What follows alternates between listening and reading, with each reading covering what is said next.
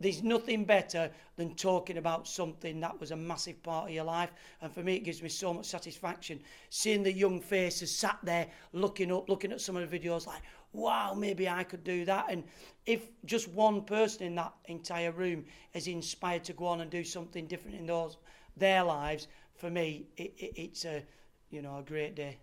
And you had some massive moments in your career, but what would you say your highlight was? Yeah, I've been lucky to have some pretty cool moments in my career, 2 Commonwealth gold medals, but for me, without a doubt, it was representing Great Britain in those 2000 Olympic Games where I achieved my personal best score. And for me, that's something that will stick with me for the rest of my life. Not many people can say they are an Olympian or Paralympian, which sounds pretty cool from a lad from Burnley. And part of your speech in front of the pupils was about overcoming adversity, challenging and overcoming barriers. How important was that for you, and how important was your family support? I think as we go through life, overcoming barriers is really important because it builds that skill that we all need around resilience and determination, and something that young people really need.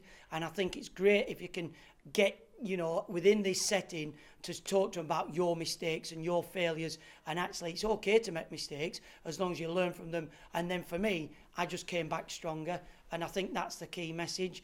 But also having that great support network around you, whether it's family, friends, carers, and actually building that support network when things don't go to plan.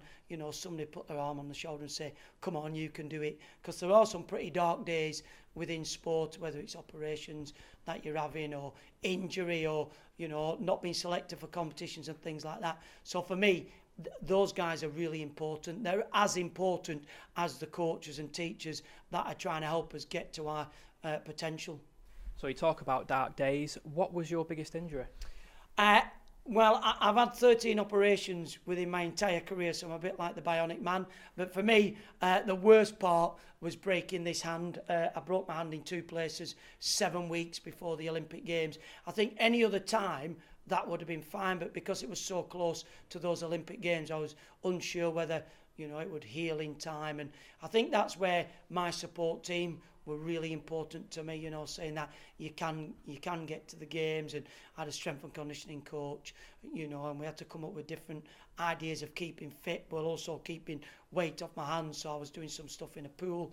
We were having pulleys strapped to my wrist so I could still do all the strength stuff. And a lot of the psychological stuff, actually just going into the gym, and visualization of stepping onto the floor area, for example, and performing the routine in my mind. And around every piece of apparatus, because I think visualization is something that's really important within sport. So talking about the gym, following your retirement, is fitness still a massive part of your life? Well, it has been until I recently had a little boy 12 months ago, and I've struggled to get to the gym. But yeah, it's something for me that's really important. I like to go to the gym 3 or 4 times a week. I've started playing 5-a-side. Not very good at that. In fact, the other players cannot believe how bad I am at staying on my feet to say I was an Olympic gymnast. But I think sport is something that's really important, not just for your physical well-being, but also the mental well-being as well. The benefits you get and the endorphins from doing physical activity is something for me that I need.